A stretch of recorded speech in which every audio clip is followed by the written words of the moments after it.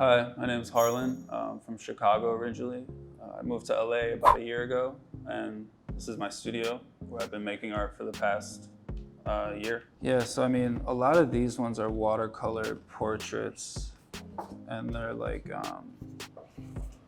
kind of based off of, I don't know if you know that dude Andrew from Channel 5, does like the news. It's a lot of like news interviews and shit like that, but a lot of these, basically all these, are just screenshots from interviews that he's done. A lot of these are just based off of memories. So I was kind of getting into like making work that's a little bit more intimate and that feels a little bit more maybe like personal to the artist and to me. Cool. And these were kind of the result of that. I love the technique tends to be sort of things like watercolors that end up having less finer details, but you've brought out so many fine details sort of using things that are normally harder to do that with. Like in terms of the medium? Or, yeah. The medium is not really known for almost like being able to capture sort of this level of detail in it. These are kind of like the newer direction I'm heading in terms of like the oil painting stuff and the bigger work. This is the last one I did, and I want to do a lot more stuff like that. So this is my friend Jacques in New York, who's a really talented clothing designer, fashion designer, and just all around artist. But I had him come over to my studio or apartment at the time, and then I photographed him wearing his clothes. And out of all the photos, I kind of superimposed this image together in Photoshop, tweaked it around a little bit, and then that's basically the reference for this painting. But I'm really trying to get more into like personal elements within these paintings. Like he's so used to seeing his own clothes like on other models and stuff, so it was interesting for him to be seen and painted wearing all of his own clothing. I really love the fabric too. Like his color choices were so fun to paint and to get into like these almost like shimmering effects that he gets when he knits these clothes. Piece itself looked like it could almost be like a collage. Like you've collaged a couple of your artworks together, sort of like mid-process, sort of all the different even ways that you approach the canvas.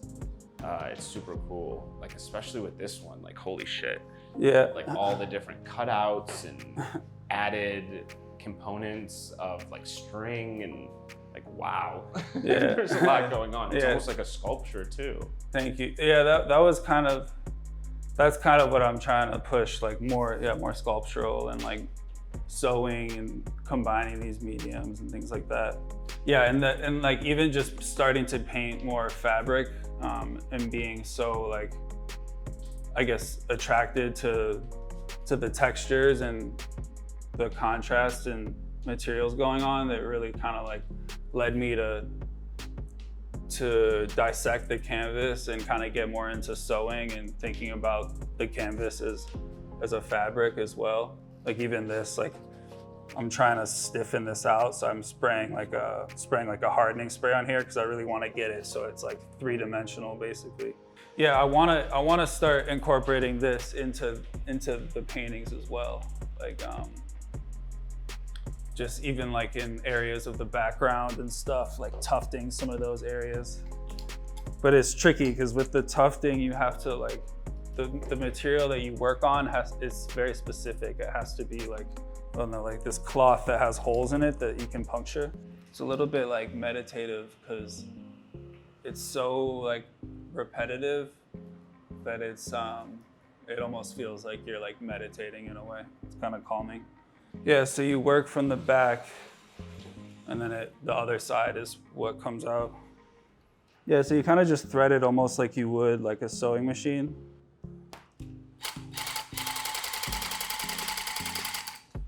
Yeah, and then afterwards you can like come in with like a razor and you can basically like shape things up how you want to.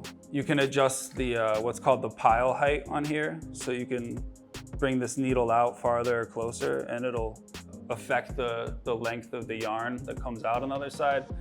And if it obviously, if it comes out longer, then you have more room to sculpt. The composition of your work is so abstract and so detailed at the same time. How do you come up with the composition? How does it kind of come together? Like even as a kid, I've been attracted to puzzles, and I feel like that comes a little bit into play with my paintings. And I don't like to plan too much, like in terms of the composition. I mean, I've gotten more into like doing thumbnail sketches and like preliminary sketches over the years, but I really like to have some like surprises happen while I'm painting. It's just more fun to me. How has art changed your life? Well, I've been painting and drawing for a long time. I guess that question makes me think about more how would my life be different without painting or being able to make art. And I guess that would be very confusing to me, or like, I guess I would not, I don't know, not to sound corny, but it would be a little bit like purposeless. Like I'd feel a little bit like a deer in the headlight type situation. Tell me what it's like to be an artist working in LA. Well, it's my first year in LA. I definitely like it in terms of just like from a weather point of view and always having sun. It's really nice as a painter. Here, it's a whole new like world to explore, and there's so much like shows that I have no idea, like the artists or the galleries and things like that, so it's exciting.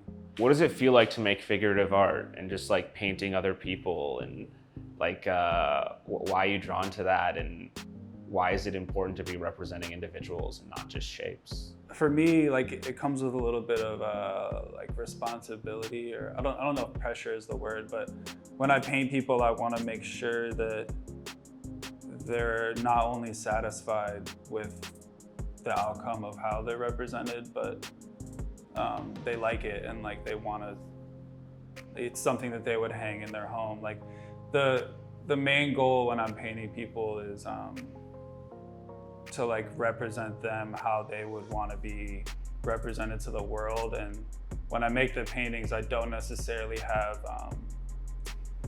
the viewer's vision in mind, or I have a little bit of mine, but it has a lot to do with the person that I'm painting. And now more than ever, like I really want the works to be more and more intimate and more personal.